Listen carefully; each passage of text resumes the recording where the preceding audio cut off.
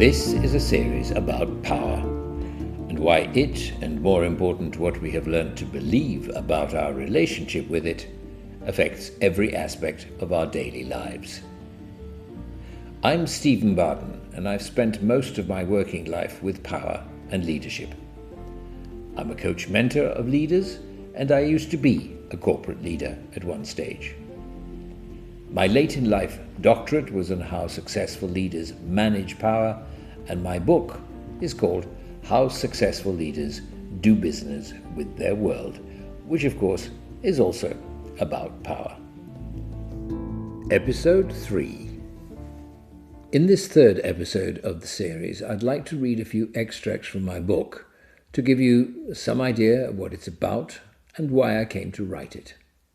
And included in the why is what I've seen as the problems, even failures, we have with the way we tend to identify, choose, develop, coach, and manage leaders. And I mean leaders in all sectors, political, commercial, or institutional.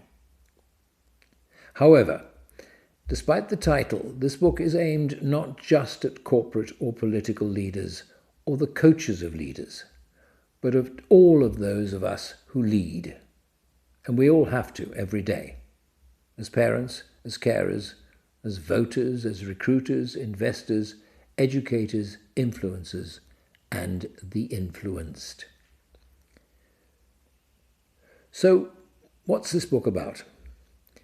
Here's an extract from the introduction to How Successful Leaders Do Business with Their World, the navigational stance. This book is about leaders, learning, and power.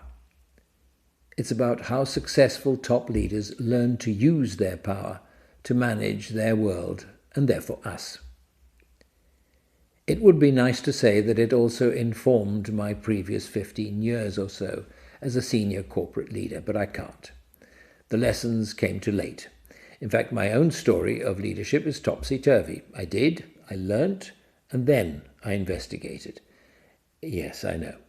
Much more sensible would have been to investigate, learn, and then do. Maybe this book is as much about our avoiding that mistake as it is about leaders and power.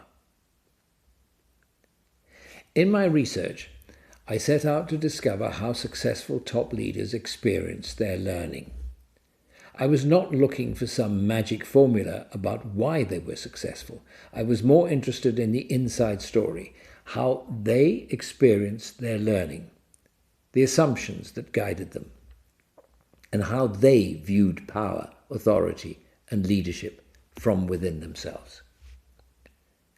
I discovered from these leaders that the way they learnt and used their learning was very closely related to how, as children, they experienced their power relative to that of their worlds.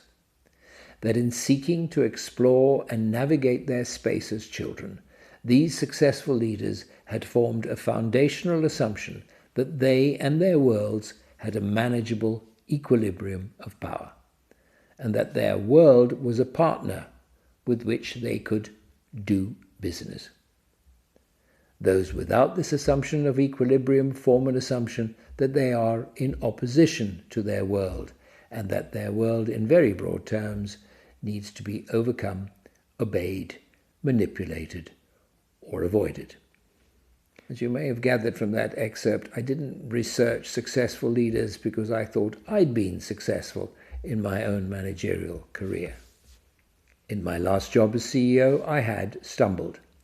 And that made me stop and think, not about my methods or leadership style, or whatever you want to call it, but about my values and about my assumptions that had created those values. As I say in the book, in describing what happened after I'd been fired, while I waited for the case to go to court, the sensible thing to have done would have been to look for another job. After all, I had no money to spare, and my confidence could have done with getting back on the horse. For once, I did the irrational thing. I took out a loan on our apartment and sat down to do some thinking about what I believed in rather than what I had absorbed unquestioningly from society parents, mentors, necessity, experience, and compromise. I embarked on a year of reflection and writing to try and help differentiate between those values, ethics, and assumptions I had adopted wholesale from my family and society from those in which I truly believed. And the work certainly helped me discover how and when some of those values had been formed, eroded, or changed. But what I did not discover, or even ask, was what had made it easier for me to erode or ditch certain values, but not others. On what assumptions were those choices based? Were they choices in the first place? I was actually asking a very specific and personal question that later became the foundation of my research. How come some leaders, admittedly too few, behave in a totally different way from you, meaning me, by the way? How come they face down voracious shareholders and insist that they're there to nurture the interest of the entire organization? As that extract shows, I hope, the key question I was chewing on was around assumptions. Was it assumptions and values, their view of the world, that made certain leaders behave in a certain way or make certain choices? Or was it really what so many coaches and recruiters seem to be focusing on? Leadership style, leadership behaviors, and outcomes. What we see those leaders doing rather than what drives them to do, or even what they intend to do. If you want to try and find out somebody's assumptions, you need that person to be able to reveal something of themselves and their view of the world honestly and safely. If you want to find out about somebody's leadership style and behavior, it simply needs you to observe and assess their conduct and their impact. It tells you nothing about the experience, the motivations, the priorities of the leader herself. As I went on to develop my coaching practice, I suspected that this was a huge gap. Why? Because, as I say in the book, by understanding what our current and future leaders at their core feel about their world and about their ability to do or not do in the world, we begin to understand how they feel about us and what they will do to us with their power once they have taken office. And it's not just a one-way street. How on earth do we manage our leaders? Do we manage the way we want to be led if we are always on the outside looking in? What worried me as I developed my practice was that not only was most of the leadership literature focused on the external view, the observer's view, but so was the way we chose, developed, coached, and appointed leaders. And as you'll see from this next extract, I believe that to be true today. Here's a piece from a chapter I call Choosing Our Leaders Blind. Look up leadership on Twitter, and you'll be drenched with advice on anything from how to unmask insecure leaders, apparently they shy away from challenges, to stripping away all that is unimportant, because apparently that's what blocks us from our, quote, highest purpose and dreams, unquote. Now, it may well be true that some insecure leaders sometimes shy away from challenges, but have you never encountered one who deliberately and recklessly confronts challenges to mask that self-same insecurity? As for stripping away the unimportant to whom and in what context? If you're focusing on, for example, an IPO, an initial public offering, you may well think that a minor labour dispute in your supplier's factory in Bangladesh is trivial, until you realize that the market finds a minor labour dispute over fire safety or child labour to be very problematic indeed. Leadership coaching sites and articles will inundate you with advice on who great leaders are, the top 10 qualities that make a great leader, the 9 leadership qualities, and even 7 things great leaders do, or 5 habits of great leaders. Even if these qualities were all entirely accurate, what are we to do with them? We can either assume that these people are born with these sacred virtues and that the rest of us can pack up and go home, or that we can join their ranks by simply adopting their apparent habits, by cloaking ourselves with their clothes. As these leadership specialists presumably would like to sell their wares of developing great leaders, one can only assume that they do believe leadership can be learnt. However, if they simply tell me about the apparent habits and impact of leaders, their outward expressions, how do they hope to help their clients? Is this goal reached by teaching them to be good mimics? So, there was clearly a problem as far as I was concerned. We talk about leaders and leadership, but we know very little about the experiences, the assumptions of the leaders themselves. And I don't simply mean that catch-all of self-awareness. I'm talking about awareness of oneself and the world in constant relationship, in constant interaction. Awareness of self in the world. So I decided to do my doctoral research on how objectively successful leaders experience themselves rather than on how the world experienced them. And that research became the basis of this book. But where was I going to find those narratives? There certainly were plenty of autobiographies and biographies around, but they were going to be of very limited value. As one of my favourite writers on dialogue, William Isaacs, put it, while many people privately will admit to themselves that they do not understand why things happen as they do, that in some respects they are as puzzled as the next person, they rarely, if ever, do this in public. So, I had to try and find leaders who would be prepared to talk to me in a space where they could feel safe to be vulnerable, confused, and curious about themselves, and where they did not feel bound to protect their record or reputations. In the book, I do go into how I found my sample of leaders, which was quite a saga in itself, but one of the most important decisions I made was that I insisted those leaders be anonymous. Even where I thought that an individual was not particularly concerned about displaying vulnerability in public, I still thought it was important to anonymize them. It wasn't actually the ego I was worried about. It was about the human tendency to make sense of our lives in public, to give one's life some form of coherence. I wanted to make sure that they didn't feel that they had to defend, justify, or even make sense of anything publicly. And less by design than by sheer good fortune, I helped that process by not asking them to tell me about what had made them successful. I simply wanted to know about their experiences and what they went through while they were leaders. That was my intention. In their telling, however, they steered me one by one, and much to my surprise, to their childhoods. And that, in turn, opened up the doors to what I called their navigational stance, their entry point into dealing with their world, based on what they'd learned to assume was their level of power vis-à-vis that of their world.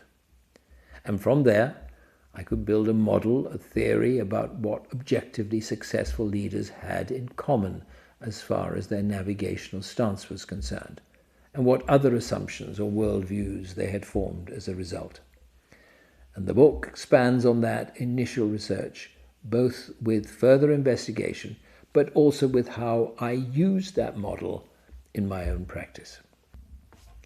An extract I thought would be useful is one that is about someone who was not entirely successful, and not entirely unsuccessful either, like most of us. Here's the story of someone I call Harry. Harry, a man in his 60s, was not a part of the original research, but I had worked closely with him for a number of years. I include his story here as a contrast to those whom I identify as successful leaders, not a direct contrast, but someone who had all the appearance of a partnering navigational stance, who in fact fully understood the value of it, but could not get past his true foundational assumption. Harry had developed a navigational stance that concluded that the world was manageable except in one vital aspect: physical power. He learnt, in a childhood dominated by older brothers, a variety of boys' boarding schools, and a 1950s macho small town, that you could be as smart, charming, popular, or studious as you liked, but it could be all trumped by a punch in the mouth. Was this entirely true? Probably not, but it was his truth, the truth that he had experienced when he had first started exploring his place in the world. There were plenty of other dorky kids in the town who had concluded they could do business with the local jocks, or even that those jocks weren't worth talking to at all. However, Harry had concluded that physical power was, 1, something to be valued, and 2, an asset he didn't have much of. He assumed the former, partly because his world had emerged from a war in which all heroic exploits were still being celebrated as largely physical. He accepted the latter because, ironically, it was true. He was younger and smaller than anyone in the class. To make matters worse, unlike most of his classmates' dads, his father hadn't fought in that war, so when his father advised, "Don't retaliate, ignore those bullies, you're much better than that," Harry's silent response was, "What do you know? You've never even seen a fight." So, Harry's stance, his central assumption about the world, was that even at its most stupid, it could always trump you with a swift kick in the teeth. Harry did not assume he and his world were balanced.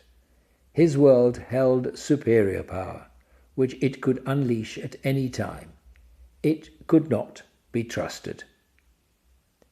Harry and his world were in opposition to one another. His spacemaker, his oppositional navigational stance was working with the enemy. He could do business with the world, but in the manner of the frog and the scorpion. Sometime or other, the scorpion world would sting, simply because that was its nature. So that's part of the story of Harry. The good news for Harry and the rest of us is that since that foundational assumption is learnt, it can be unlearnt, adapted, or changed. And as I've said so many times, this book isn't just about leaders. It may have used successful leaders as the starting point, but the model applies to all of us. And in the book, I express the hope that it may help us to reflect on, at least, how we bring up our children. So, with apologies to my own now adult offspring for my not uncovering the navigational stance 40 years earlier, here are some thoughts on children from the book. There are 3 elements that, as parents and educators, we can influence. The first is space. We can provide a space which is relatively safe from abuse from those with greater power. The second, problems. We can stop protecting our children from problems and make sure that they see them as normal world things rather than crises. And the third is learning by experience. We can give our children the space both to understand and experience that problems, like life itself, can only be managed by being faced and tackled. We need to enable our children to learn to experience managing their world, a world where obstacles and problems are normal and not specifically designed to frustrate their uniquely unencumbered path to success.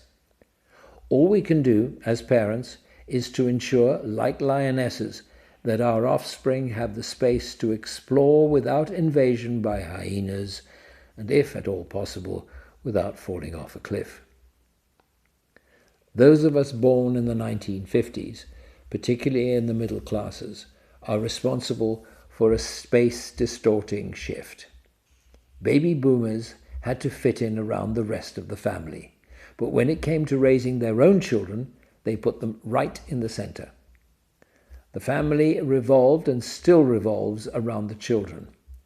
The focus on our children as special and making sure they don't disappoint us has shriveled the space within which they can explore their world and trial their own errors. They have little room to develop their own relationship with the world in which they can manage problems without the smothering benevolence of their parents. We may not rule quite as openly as our parents did, but that's only because we have robbed our children of the ability to be responsible for themselves. We may say to our children, "My darling, you're special. You can be whatever you want as long as you're happy." But make no mistake, they feel our disappointment when their chosen career or even ballet class is not special enough. And if they persist and choose their own path, they will always worry that they did not measure up to our standards of specialness. When problems do arise, they are seen as abnormal or even crises, which by their nature trigger alarm and anxiety. Alarm, in turn, suppresses irrational thought in favor of the faster fight or flight response, so they may become very good at fighting or avoiding their world, but not so good at living in and with it. Ironically, a byproduct of this fight or flight may be very good news for our society. The generation of children born after 2000 have quickly become alert and alarmed at real crises, and they have become skeptical enough of their own elders' filters to push back. A glowing example of this is the global climate change movement, Fridays for Future. Beginning with solitary protests in 2018 by the then 14-year-old Greta Thunberg in Sweden, this movement now includes millions of children throughout the world who, at the time of writing, strike every Friday from their schools to force their elders' attention onto climate change. They do this consistently and peacefully every week in the face of open bullying and abuse from political and corporate leaders and many media commentators. Another example of this mass pushback was the strike by thousands of children in the US who walked out of their classes in March 2018 to protest against gun violence and the slaughter of their classmates. They did so despite the scorn of their elders and betters, including the lunatic claims that either those massacres were staged or the protesters had no minds of their own and were organized by sinister, manipulative adults. If this book does its job, it should say something to all of us, whether at work or in our families. But because I believe that our leaders have such a significant impact on us, particularly in times of crisis, much of the book is focused on helping us change what I believe is a flawed, if not a broken model, about how we choose our leaders, how we develop them, and how we manage them while they are in power. I'll close this episode with a short extract from the end of the book. Current leadership models, with their persistent emphasis on mimicking or emulating individual leadership figures, have failed, and badly so. There are very few major political or business leaders at the moment who are committed to moving their entire constituencies forward. There are very few such leaders who can continue to burst the leadership bubble around them by making sure that their challengers, and by that I meant those people or systems that challenge them, are always heard. And there are too many leaders who assume power in opposition to their world rather than working with it to help us all to thrive. Ironically, most such leaders display much more hostility to their own constituents than they do to their competitors or peers. They brood and rage at the betrayal of criticism and disagreement or protest from inside their domain, even at the most trivial level. Why? Because their childhood constituencies and their families their most intimate arenas were where they learnt to assume their disparity of power. As adults, oppositional leaders remain trapped by the assumptions and worldviews of children. My hope is that the navigational stance model will help them and us to find true adulthood. How Successful Leaders Do Business with Their World, The Navigational Stance, is published by Routledge and is available as a hardback or ebook from their site or from your local or online bookseller. I really hope you enjoy it. And more important, I hope you find it useful.